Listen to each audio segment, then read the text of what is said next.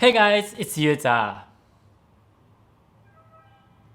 So it's quite well known that Japanese people bow a lot. But many people have misconceptions about how we bow and when we bow. So when they learn that I'm Japanese, sometimes people try to bow in the wrong way in the wrong situation. For example, a very common mistake is exaggeration. Think about this. In a nation where subtleties and modesty is basic building blocks of the society, excessive gestures can be seen as a lack of tact. So I'm going to talk about this extensively in this video. Another common mistake is joining your palms together like this and bow. We don't do this in Japan, except when you say itadakimasu before eating. In some other Asian countries, they actually do this to greet somebody, but not in Japan, so don't get confused. Of course, I know it will be unreasonable to expect everybody to be a Japanese connoisseur and know the differences between 15-degree bow, 30-degree bow, and 45-degree bow. So I'm gonna explain different types of bows in Japan. So the first type of bow is slight bow, aka 15-degree bow. This is the most casual bow and we do this pretty often. It's a polite way of casually saying thank you or excuse me. For example, when somebody opens the door for you, this type of bow is very appropriate.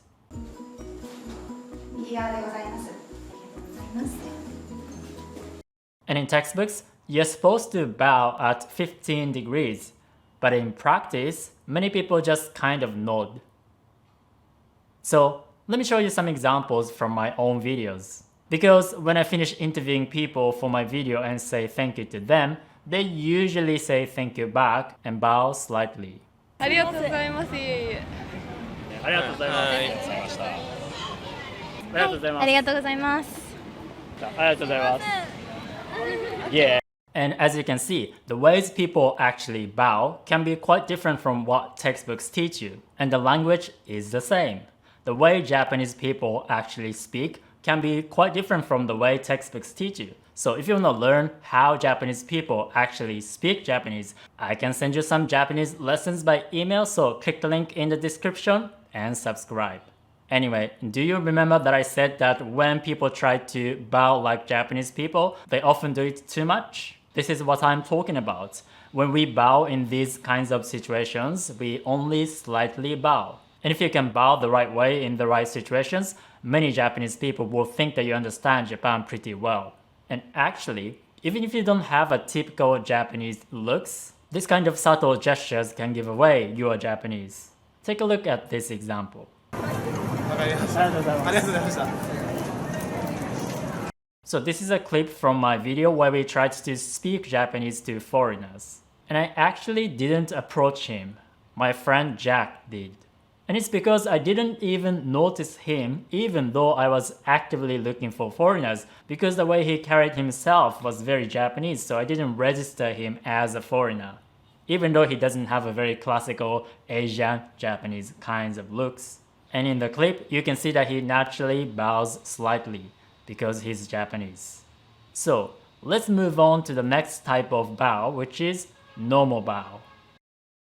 This is a 30-degree bow, which is more polite than the previous one. And you see this in more formal settings, like business situations. For example, let's say you are waiting for your clients in a meeting room. And when your clients arrive, you should stand up and bow. And this bow is usually the normal 30-degree bow. Then if it's your first time meeting them, you proceed to exchange business cards. And when you're exchanging business cards, which is often done simultaneously, you introduce yourself and bow. And this whole procedure is an important part of business manners in Japan. And if you need to interrupt a meeting, a normal bow would be appropriate. And you can even see anime characters bowing like this.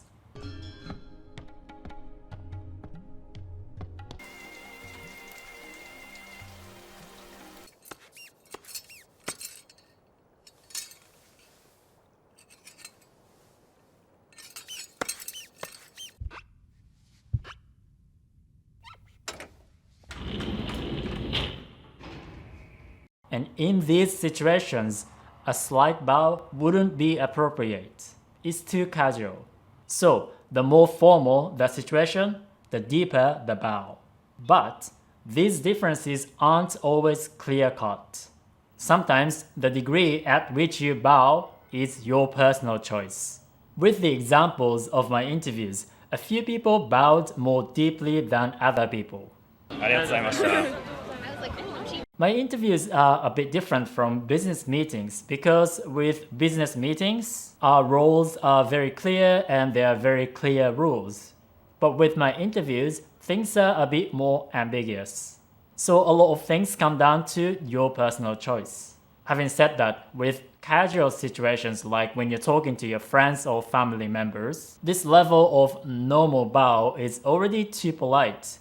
So there you go, if you do this normal bow to your Japanese friends, they may feel like it's a bit off because it's too polite.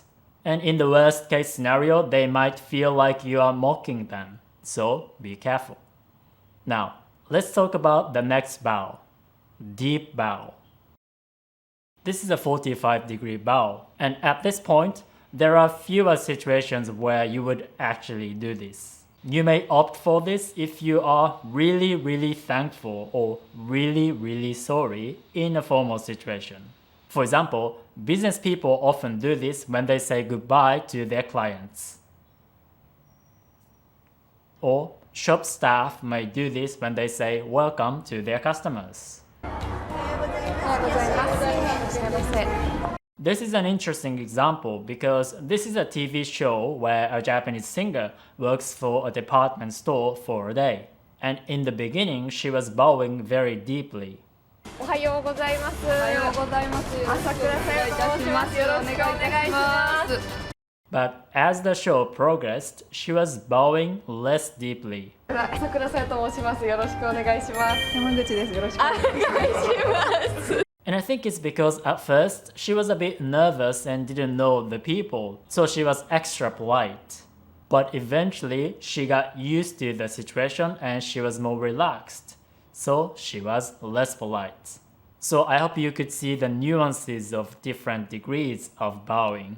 And in textbooks, they only talk about 3 types of bows. But in reality, people don't always follow the textbooks. Actually, they can bow even deeper. So let's talk about the deepest bow. So this can be up to 90 degrees. If you try this yourself, you'll understand that this is quite deep. And I can't think of many situations where you would actually do this, but one common situation is public apologies. And in these examples, you can see that they are bowing quite deeply. 誠に申し訳ございませんでした。本当に申し訳ありませんでした。本当にすみませんでした。 So that was as deep as people would go. But actually, there's another type of bow that's even more intense. And that is Dogeza, the ultimate bow. Dogeza is pretty extreme and business textbooks definitely don't explain this. And I don't think many people face a situation where they actually have to do this seriously. But I could find this example, and this is also a public apology. 本当に申し訳ありませんでした。 And even with public apologies, people usually don't go this far. So whether this was appropriate or not is debatable. And some people think it was over the top. Again, this is a pretty extreme form of bowing, so if you do it in the wrong context, it's just comical, and people won't take it seriously. But at the same time, Dogeza is considered humiliating. So forcing somebody to do this can be a form of bullying. In fact, there are cases where people were arrested and convicted because they forced somebody to do Dogeza. For example, there were people who were arrested for forcing convenience store staff to do Dogeza. So in some situations, Dogeza can be a big deal. So you've learned all the forms of bowing in Japan. And as you can see, what people actually do can be different from what textbooks teach you. and the language is the same. So if you want to learn Japanese with me, I will teach you the kind of Japanese that Japanese people actually speak, because textbooks can be unnatural and old-fashioned. So click the link and subscribe to my email group, Japanese with Yuta. Alright, see you guys soon. Ciao, ciao.